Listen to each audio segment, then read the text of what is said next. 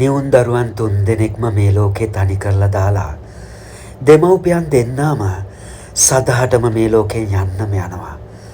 ඇත්තටම මේ පොත් සමාජ මාධ්‍ය දකිද්දී හැම තැනකදීම ගොඩාක් මහුල් යනවා. මොකද එක දරුවෙක් නම් හිත හදා ගන්න පුළුවන්.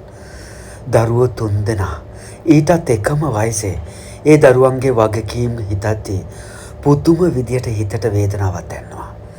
ඒ දෙමව්පියන් දෙන්නා ගැන කවුරුත් වරදක් කියන්නේ නැහැ. වගේම රටට ගොඩාක්ම සේවය කරපු දෙදෙනෙක් ආදරය කරලා විවාහ වෙලා දරුවෝ නැතුව අවුරුදු ගාණක්ම ඉඳලා බාරහාර වෙලා එකපාර දරුවන් තුන් දෙනෙක්ම ලැබිලා තියෙන්නේ. ඉතින් මේ දරුවන්ට වෙච්ච මොනවා හරි බාර ඔප්පු කරන්න ගියා වෙන්නත් පුළුවන්. මේ එන පළවෙනිදා දරුවන්ගේ උපන්දින පාටිය වගේම ගේ පදිංචියට උත්සවයක් ගන්න හිතාගෙන ඉඳලා තියෙන්නේ.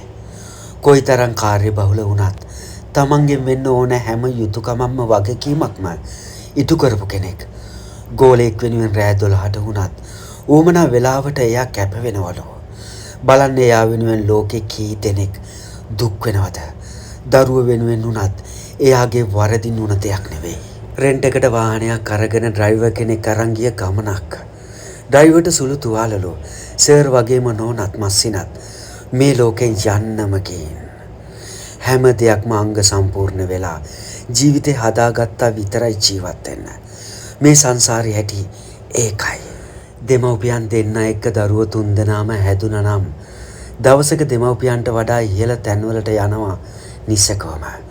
මොකද දෙමව්පියන් දෙන්නාගේ හොඳ මේ දරුවන් තුන් දෙනාටම ආශිර්වාදයක් වෙනවා.